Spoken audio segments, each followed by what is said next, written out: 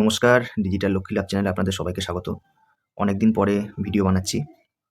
স্ক্রিনের ওপরে যে চার্টটা আপনারা দেখতে পাচ্ছেন সেটা হচ্ছে গোল্ডের চার্ট। টাইম ফ্রেম হচ্ছে ১ দিনের। এটা ইন্ডিয়ান মার্কেটে গোল্ডের চার্ট। কারেন্ট প্রাইস চলছে ১,৫৮,৬৫০ টাকার আশেপাশে। এটা কিন্তু ইন্ডিয়ান মার্কেটের ২৪ ক্যারেটের গোল্ডের ফিউচার্সের দাম। ঠিক আছে? ২২ ক্যারেট সোনার দাম এর থেকে কম হবে। মোটামুটি ৫ থেকে ১০,০০০ টাকা কম হয়। সময়ের ভিত্তিতে দাম আপ ডাউন করে। তো যাই হোক, এটা হচ্ছে ২৪ ক্যারেট গোল্ডের বর্তমান চার্ট। আপনাদের সামনে এটা আমি লাইন চার্ট লাগিয়ে রেখেছি। লাইন চার্টে নয়েজ কম থাকে। নয়েজ বলতে কি বোঝাতে চাইছি? আমি যদি এখন ক্যান্ডেল লাগাই, দেখতে পাবেন আপনারা এই উইকগুলো কনফিউজ করবে। ঠিক আছে? নিচের এই উইকগুলো কনফিউজ করবে। ঠিক আছে? যে মার্কেট এখান থেকে অনেকটা উপরে উঠে গেছিল, তারপর নিচে এসছে। ট্রেন্ড লাইন টানতেও অনেকটা অসুবিধা হয়। আমাদের ইন্ডিয়ান যে গোল্ডের মার্কেট, সেখানে এই যে স্পাইকগুলো না অত্যন্ত বেশি হয়, কারণ ভলিউম অনেকটাই কম থাকে ইন্টারন্যাশনাল মার্কেটের তুলনায়। তো এই অনাবশ্যক স্পাইকগুলো চলে আসে। তো এগুলোকে মার্কেট নয়েজ বলা হয়। এগুলোকে সেরকম একটা গুরুত্ব দেওয়ার প্রয়োজন নেই, অন্ততপক্ষে ইন্ডিয়ান গোল্ড মার্কেট। এটা আমার নিজস্ব অভিজ্ঞতা থেকে আমি বলছি। তো যাই হোক, আমি যথারীতি নয়েজগুলোকে কাট করার জন্য আমি লাইন চার্টে ফিরে আসবো। লাইন চার্টে ফিরে চলে এলাম। এইবার আপনারা দেখতে পাবেন এখানে এই যে ওয়েজ প্যাটার্নটা তৈরি হয়েছিল, যথারীতি এই যে রেজিস্ট্যান্সে ধাক্কা খেলো, ধাক্কা খেলো, ধাক্কা খেলো, আবার এখানে সাপোর্ট নিয়ে এই ব্রেকআউট দিয়েছে। খুব সুন্দর ব্রেকআউট হয়েছে। ব্রেকআউট, রিটেস্ট, ব্রেকআউট, একদম পারফেক্ট। তো যথারীতি গোল্ডের দাম উপরে যাওয়ার পরে বর্তমানে একটু নিচে আসছে। নিচে আসলে কতটা আসতে পারে, কোথায় সাপোর্ট পেতে পারে, সেটা ইম্পর্টেন্ট জিনিস। সাপোর্ট আসতে পারে এই যে ট্রেন্ড লাইনটা আগে থেকেই যে আঁকা ছিল, সেই ট্রেন্ড লাইনে এসে সাপোর্ট পেতে পারে। আর তা যদি না হয়, যদি এই লাইনটা, যে ওয়েজ প্যাটার্নের যে লাইনটা, এটা অ্যাজ এ সাপোর্ট কাজ করবে, কারণ অলরেডি ব্রেকআউট হয়ে গেছে। তাহলে আগের যেটা রেজিস্ট্যান্স ছিল, বর্তমানে সেটা সাপোর্ট। তাহলে ওই মোটামুটি ১,৫০,০০০ থেকে এই ১,৫০,০০০ টাকার আশেপাশে আসতে পারে সোনার দাম। বর্তমান চলছে ১,৫৮,০০০ টাকা। যাই হোক, হাই গেছে কিন্তু আপনারা দেখতেই পাচ্ছেন এখানে মোটামুটি ১,৮০,৭৭৯ টাকা। ২৪ ক্যারেট অবশ্যই বলছি আমি। তো আসতে পারে ১,৫০,০০০ থেকে ১,৫৫,০০০-র মধ্যে। এটা ট্রেন্ড লাইনের হিসেবে আমি বললাম। তো আমি কোথায় বাই করব?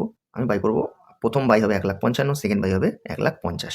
আমি কেটে, কেটে বাই করব। কারণ আমি নিজেও জানি না কত অবধি যেতে পারে। সুতরাং একবারে পুরো টাকা লাগিয়ে দেওয়াটা খুব একটা বুদ্ধিমানের কাজ না। সবসময় কেটে, কেটে ইনভেস্ট করতে হয়। সেটা ট্রেডিংয়ের ক্ষেত্রেও হতে পারে, আর ইনভেস্টিংয়ের ক্ষেত্রেও হতে পারে। এবার আপনি কীরকম ট্রেডার সেটার উপর নির্ভর করছে। আমি যেরকম সুইং ট্রেডার, আমি সুইং করতে ভালোবাসি, আমি ইন্ট্রাডে ট্রেডার নই। তো আমি একটা পজিশন মাল্টিপল টাইম এন্ট্রি নিই। ঠিক আছে? যাই হোক, এই হলো ব্যাপার। এইবার আমি যদি ফিবোনাচি সিরিজে যাই, ফিবোনাচি সিরিজ যদি আমি এখান থেকে ড্র করি, তাহলে গিয়ে সাপোর্ট রেজিস্ট্যান্স কোথায় আসছে সেটা দেখাই আপনাদেরকে। আপনারা দেখতে পাচ্ছেন ফার্স্ট সাপোর্ট ১,৫৭,৭৫০, close price to close price অনুযায়ী ফিবোনাচি সিরিজের 0.618-এর লেভেল ১,৫৭,৭৫০, ১,৫৮,০০০ই ধরুন রাউন্ড ফিগারে। ওকে। সেকেন্ড সাপোর্ট কোথায় আসছে? ১,৫৪,১২৭, বলেছিলাম ১,৫৫,০০০ ফার্স্ট সাপোর্ট। তো প্রথমে ঠিক দেখুন 0.786-এ গিয়েই কিন্তু রেজিস্ট্যান্স প্রাপ্ত হয়েছে, হয়ে মার্কেট নিচে আসছে। তো ১,৫৭,৭৫০-এ ছোট্ট একটা কোয়ান্টিটি লং পজিশন এন্ট্রি করা যেতে পারে, আমি করব। তারপরে কি হবে? 0.5-এ ১,৫৪,১২৭ মার্কেট যদি এখানে আসে, আর একটা ছোট্ট কোয়ান্টিটি এন্ট্রি করব। মানে আমার কাছে যদি ধরুন ১০০ টাকা থাকে, আমি ২৫ টাকা দিয়ে এখানে এন্ট্রি করব, বাকি 25 টাকা দিয়ে এখানে এন্ট্রি করব। তবুও আমার হাতে ৫০ টাকা আছে। যদি মার্কেট এখানে আসে, এখানে আসে, আমি বাকি 25 করে আরও এন্ট্রি করব। আমার হাতের ৫ থাকবে, পুরো টাকা একবারে আমি লাগাবো না। ঠিক আছে? এটা আমার ট্রেডিং স্টাইল। ওকে। এইবার তাহলে নেক্সট সাপোর্ট ১,৫৭,৭৫০, আর তারপরে ১,৫৪,১২৭। তো বোঝা গেল যে এই দুটো জায়গায় গোল্ড আসতে পারে। তবে স্ট্রং চান্সেস মনে হচ্ছে আমার ১,৫৪,১২৭, এটা একটা স্ট্রং সাপোর্ট হিসেবে কাজ করবে। কারণ যেহেতু এখানে গিয়ে দেখুন এই গোল্ডের প্রাইসটা এখানে দাঁড়িয়েছিল কিছুদিন। ঠিক আছে? তো এই জায়গাটা আমার মনে হচ্ছে একটা স্ট্রং সাপোর্ট হিসেবে কাজ করবে। গুড মানে প্রাইসে বাই করতে পারেন আপনারা যদি এই জায়গাটা আসে। Very good price. এইবার আমি যাব উইক টু উইকে। উইক টু উইক হলে কী হবে? আমাকে লাইন চার্টের থেকে চেঞ্জ করতে হবে। তাহলে খুব ইন্টারেস্টিং জিনিস, ট্রেন্ড লাইন অনুযায়ী কত বলেছিলাম? ১,৫৫,০০০ ফার্স্ট সাপোর্ট, আর উইক টু উইক অনুযায়ী এই দেখুন 0.5-এর ভ্যালু ১,৫৫,১৭৮। ইন্টারেস্টিং জিনিস না? আর তারপরে ১,৪৯,০০০। তো 0.618 লেভেলের ভ্যালু রয়েছে $১,৬১,২০৫। ওকে। তাহলে নেক্সট সাপোর্ট কোথায় সাপোর্ট নিতে পারে? এই দেখুন এই জায়গাটা যে রেজিস্ট্যান্স প্রাপ্ত হয়ে তারপরে পড়ে গেছে। তাহলে এটা অ্যাজ এ সাপোর্ট হিসেবে কাজ করবে। তো এটা ১,৫৫,১৭৮। ওকে। তাহলে ২৪ ক্যারেট সোনার দাম ফিউচার্সের হিসাবে ১,৫৫,১৭৮ হচ্ছে ফার্স্ট সাপোর্ট, সো এখানে একটা ছোট্ট কোয়ান্টিটি এন্ট্রি করা যেতে পারে। সেকেন্ড এন্ট্রি 1,49,000-এ যেতে পারে যদি আসে তো। আর রেজিস্ট্যান্স কোথায় ভাবতে হবে? রেজিস্ট্যান্স এখান থেকে যদি ব্রেকআউট, যদি নিচে আসলো না, এখান থেকে ঘুরে ওপরে চলে গেল, যেতেই পারে। তাহলে ফার্স্ট রেজিস্ট্যান্স 0.786-এ 1,69,786, মানে 1,70,000 টাকা হচ্ছে গিয়ে আপনার ফার্স্ট রেজিস্ট্যান্স হতে পারে। মানে এখানে এন্ট্রি হলে টার্গেট হবে অ্যাটলিস্ট এত অবধি।